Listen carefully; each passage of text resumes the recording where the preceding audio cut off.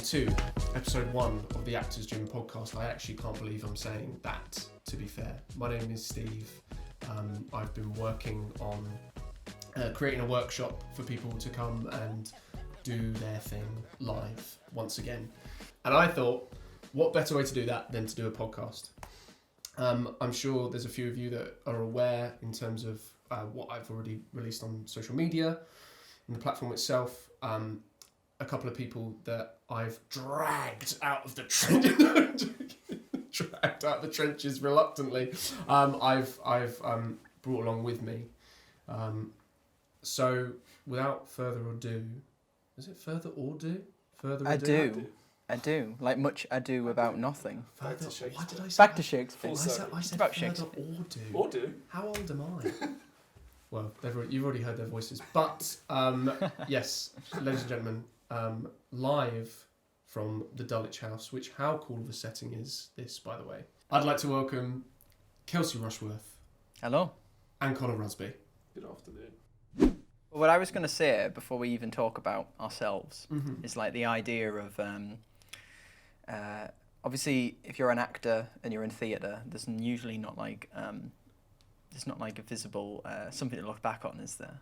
Like what you were saying. Yes. Because that screen actors have that, don't they? They can just watch the do, film. Yeah, they have like self-tape lessons and all that sort of stuff as well. Well, yeah, that or even they can just go back and watch a film that they've been in and just see what they did and how they could improve. And that really is something that theatre you don't really have usually. I mean, like I remember when I was in school, because I used to do acting myself. We'd have like this crappy little camcorder, and it would be plopped in the middle of the stage, and it doesn't account for the overwhelming lighting. You look overexposed, it looks awful. The sound is terrible, which is super important to get right. 100%.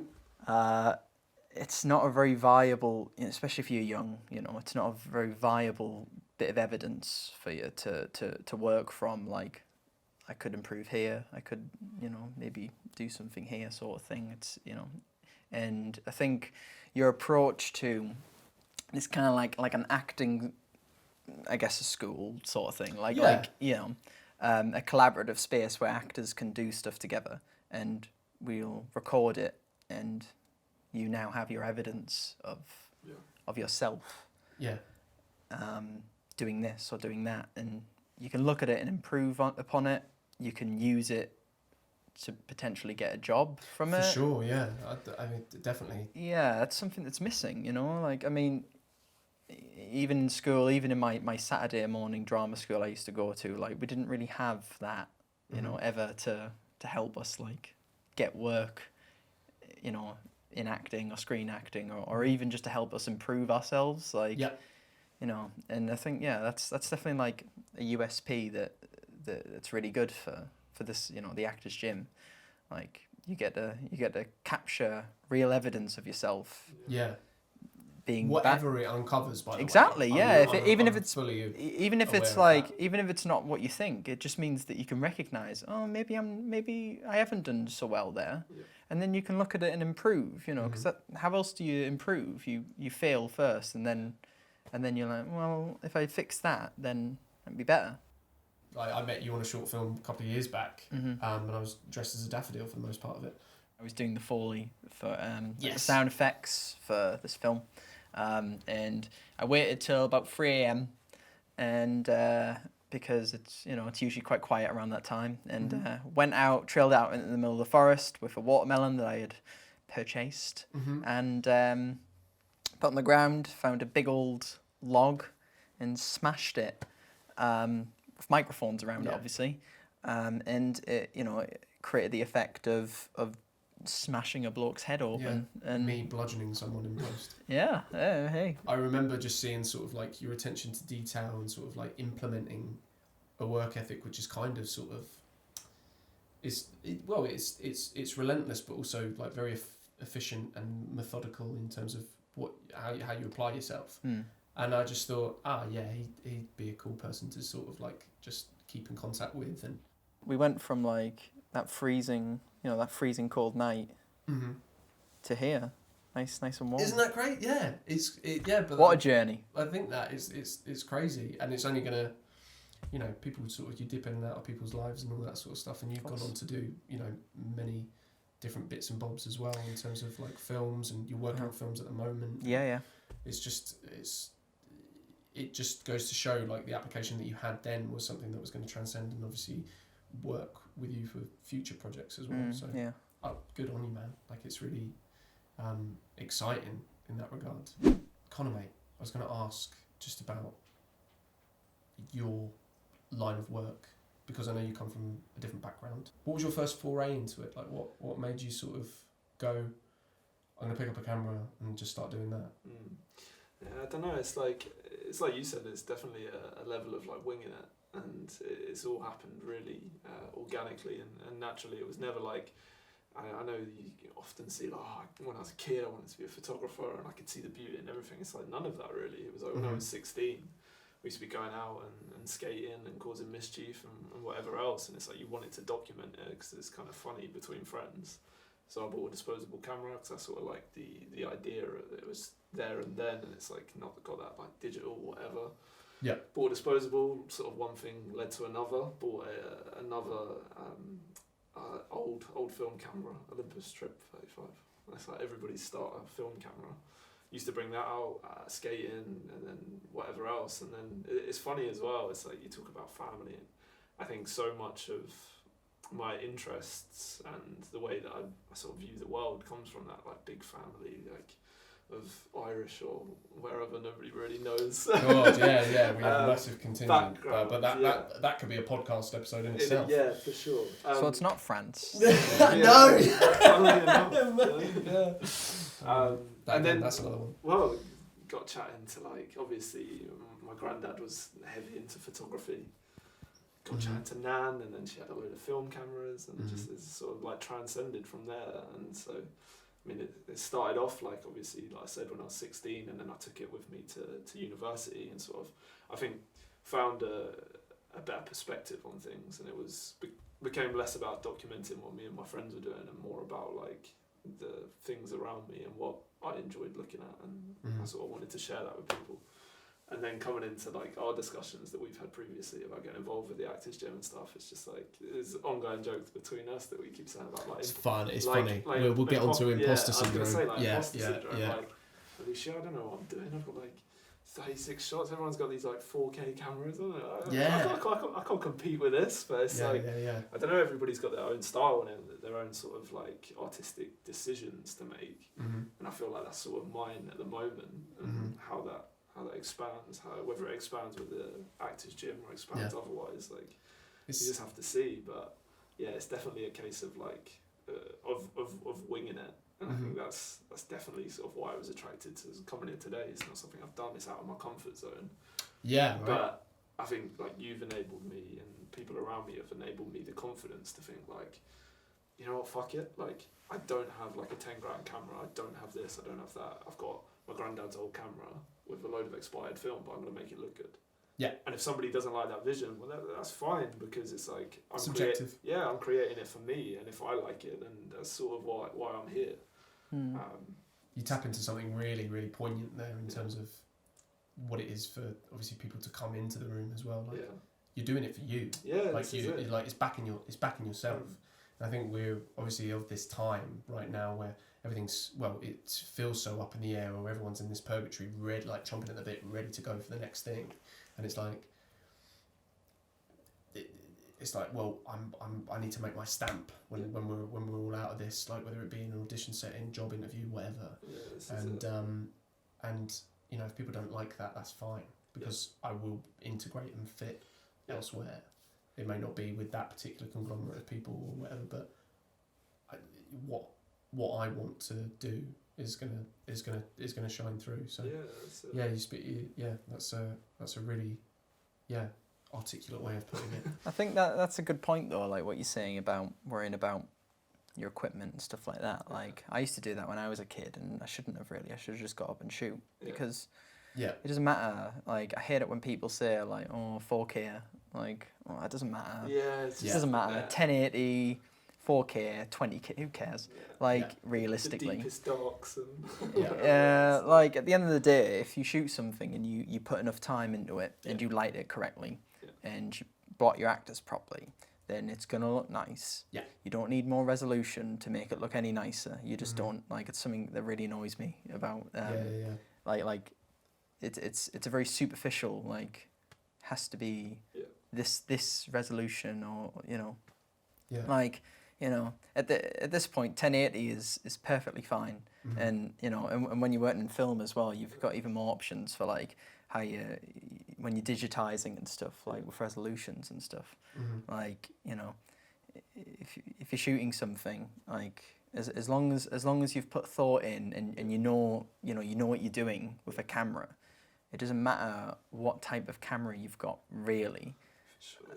You know, like, the end of the day, like, if you know what you're doing behind the camera, like, you will make it look nice. Like, yeah, you'll find something. Yeah, of course, yeah. Like the with technicals, tools, right? yeah, like the technicals, how much you're spending on a camera and all that, completely irrelevant. That's like superficial level of like being engaged in a product or making something. Yeah. At the end of the day, like, Steven Spielberg, when he was a kid, he just used to pick up his little like 8mm film Super camera. 8. Or, you know, yeah, his little Super 8. And he just shot stuff with his friends, you know.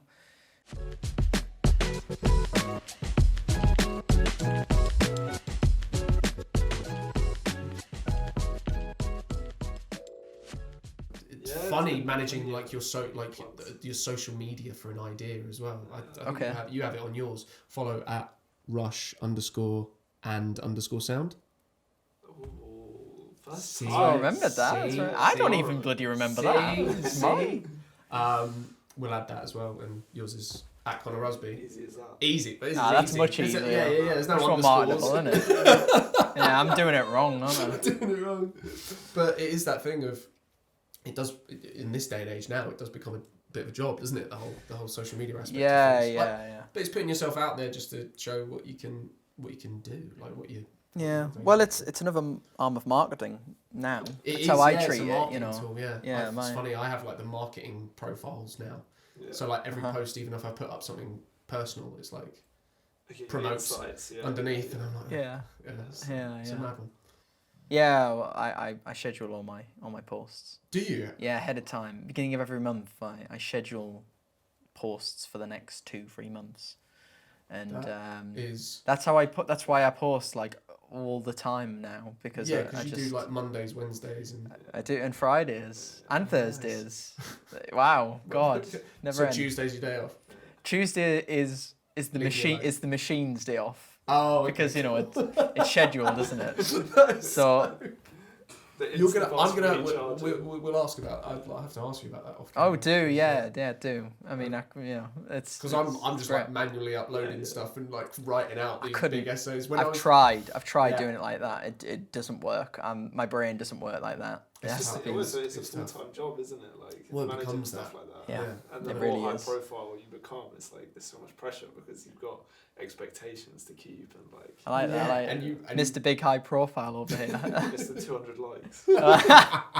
I mean, I don't know. Try 60. If I'm lucky. I was about to say if I get more than 50. Great day at the office. Yeah. I'm in for it, especially if it's like really pretentious. If I post up some pretentious, nice like, black and white photograph. Black and white street photography. If I get 30, in like one word. I'll make 5 people's day. In the caption. Yeah. The term influencer nowadays is like, it's too widely used. In my opinion, I think it's like, you know, to influence something is what you bring to a production. So like taking it back or to something. Like seeing you on Mascot, I was like, this kid knows his stuff. Seeing your photos, I'm like, it's got an eye for something. I didn't need that. I didn't need to see that you had 50,000 followers to of course, I didn't need to see that you had, you know, over whatever 400,000 followers. That's why you can't really discount like social media isn't the be all end all. You don't have to have Certainly like not. 20 billion followers like me. That's a joke, obviously. But you know, like you know, you don't have to have like stupid amount of followers to be like good at something. Like, I don't know, like, you know, my Instagram's catered towards sound, and I know absolutely no one cares or gives a shit. So, like, you know, I mean, I do today. Well, yeah, today specifically because I'm here. But tomorrow, I mean, you know, I'm not gonna give a shit here. Kelsey, does it sound alright? Sweet, thanks. Yeah, it's like, yeah, Alright, cool, I'm whatever, gonna go. whatever. Bye. But yeah, you know, like it's you know, it depends. Like, if you're on Instagram and you're a camera guy and you get some pretty sweet like snaps, you know, you're probably just gonna get like a decent following if you post regularly, if you know how to use the system. Yeah. Like, that's a big thing. Like, that's what I'm trying to exploit a little. Like, There is the that, system isn't of there? uploading, trying to get like the right hashtags for the right people, and that's like the strategy I'm My doing. hashtags are kind of like taking the mick type thing. Yeah. As in, like, I'll be self-deprecation's a big one for me. But Oh, I make right. sure it doesn't sort of like permeate fully onto my being, because sometimes I'll just beat myself up for no apparent reason, and it's just like Yeah. The whole imposter syndrome thing. Yeah, well, goes all the way back to that. I don't know, it's pretty prevalent nowadays. I'd say because of social media. Yeah. Like, sure. I don't know, like, yeah, it's definitely an interesting one. Like, I don't know, whenever I think of imposter syndrome, I just think of Mad Men. Have you ever seen it? Yeah, I've seen Like, Don Draper, like, ultimate imposter syndrome man, isn't it? Yeah. Because he's not himself. Spoiler.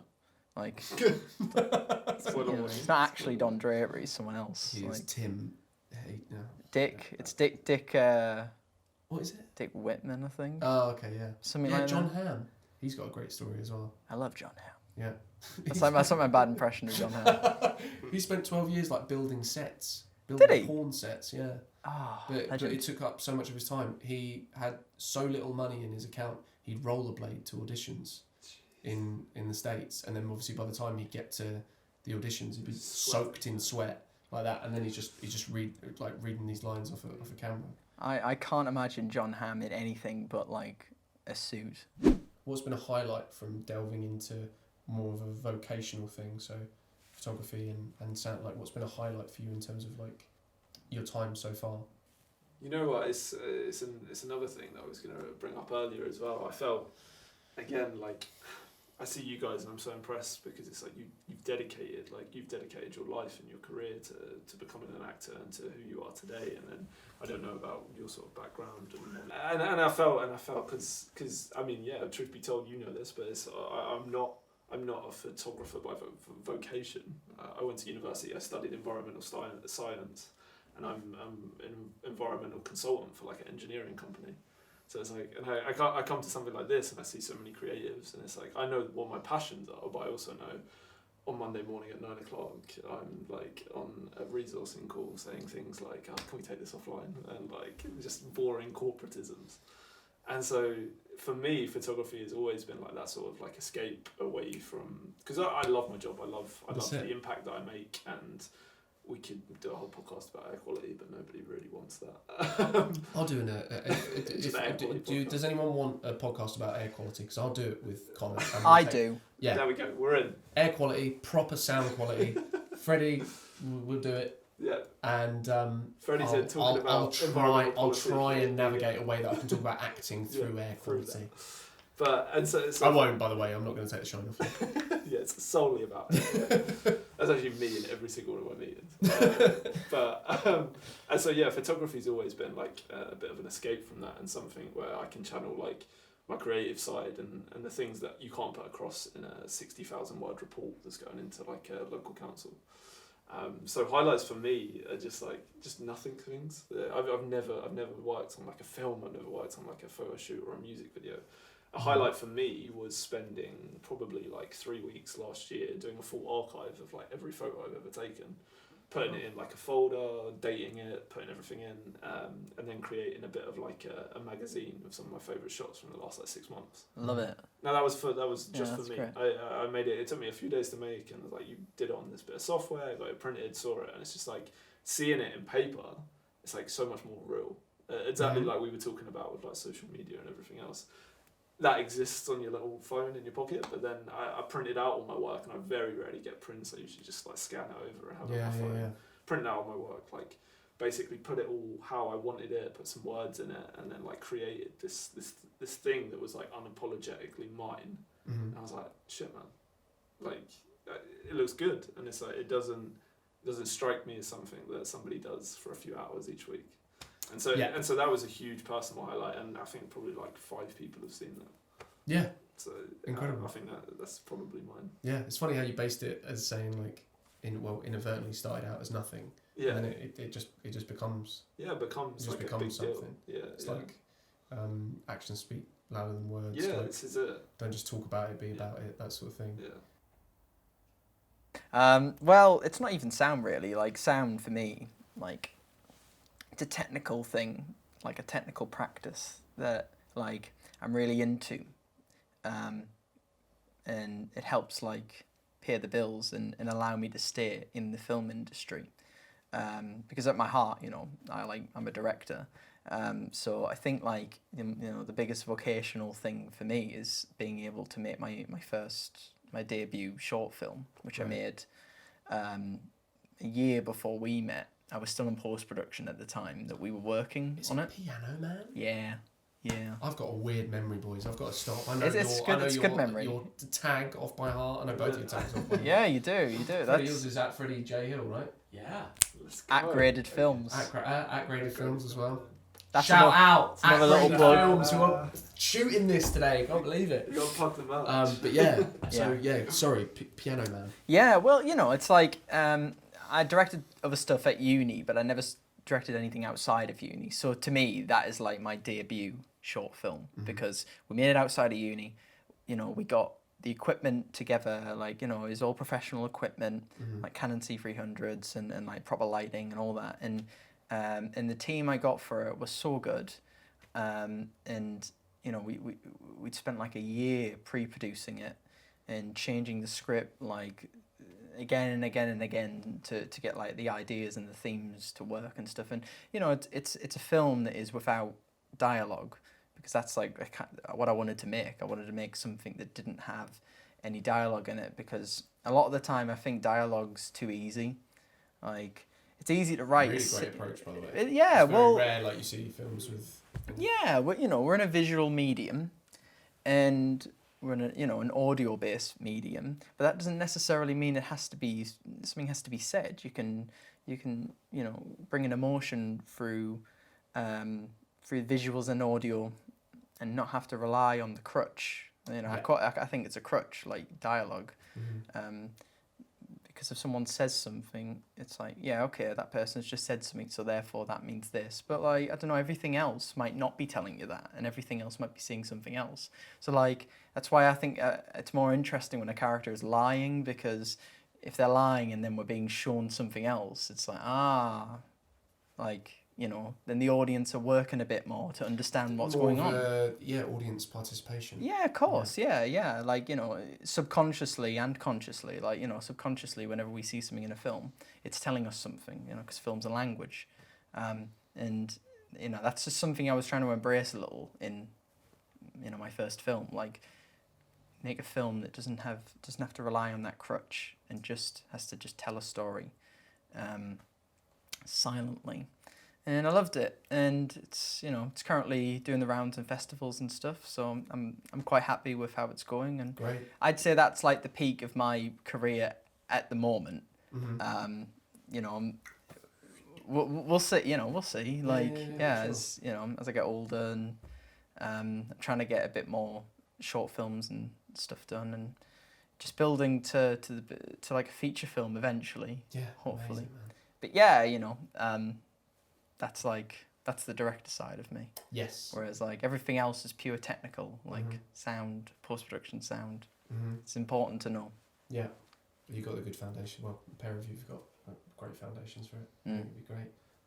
It's been great, for sure. A pleasure. But yeah, it's been awesome. Spotify, YouTube, Instagram, MySpace, Bebo. It's gonna be there. We're gonna have it. But in the meantime, this was just a general introduction to the Actors Gym. I wanted to make it into a podcast. I wanted to put names to faces. And I hope to see you all at the first class very soon, to be confirmed. That will be in the bio as and when things can kick on again. But yeah, in the meantime, stay safe and yeah, look after yourselves. Love yourselves. Nourish yourselves. Be kind to one another. Have a lovely time.